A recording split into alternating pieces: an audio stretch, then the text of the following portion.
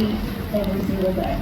So essentially, if you can imagine your shopping bags full of lift, it's essentially how much a koala eats every day. For Joey, looking at about half that at 200 grams. Now, unfortunately, these leaves are very poor in diet, especially for our koalas. It kind of does limit into my very next thing. Can I get a show of hands of anyone that has had a koala being referred to as intoxicated from the eucalyptus leaves?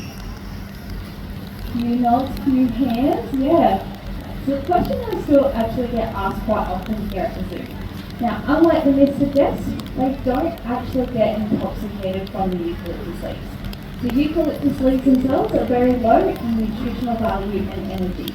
To put that in perspective, it's like if I were to give everyone here a diet of lettuce. You're going to feel pretty tired and lethargic just eating a diet of lettuce.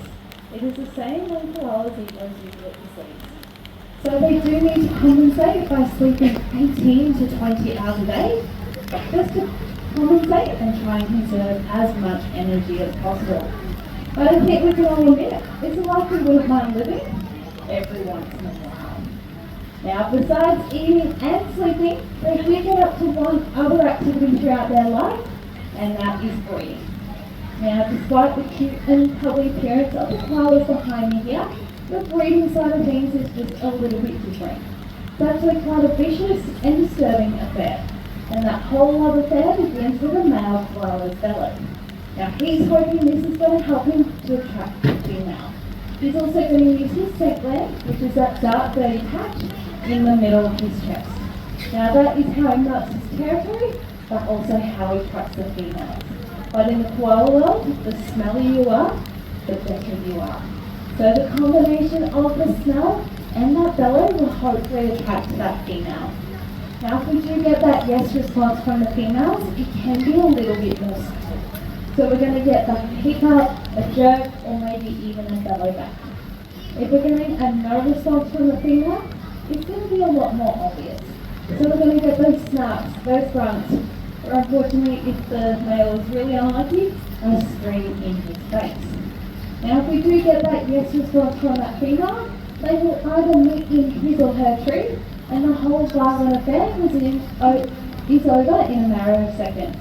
Now, that male will then take a nice on lap at the top of his tree, while the female gets to deal with what comes next, all by herself. Obviously, what comes next is the pregnancy. So to any of the mums out there, we obviously have to deal with a very long and heavy 9-month pregnancy. For our female koalas here, they have to deal with a very long and heavy 35-day pregnancy. Yeah, just a little bit of a kick in the guts for us mums out there. But the difference between us and them is that generally we give birth to a completely developed baby, whereas a koala joey is born completely undeveloped.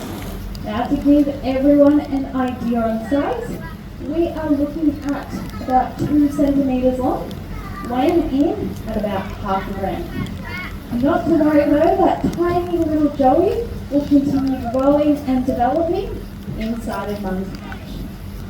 When they are first born, they actually have to do a little bit of work. They need to travel about 5 to 10 centimetres into mum's downward-facing pouch. Once they have made it inside of mum's pouch, they attach themselves to one of 2 teats, which is actually going to swell to the size of our joey's hands. So when our mums are walking around, that joey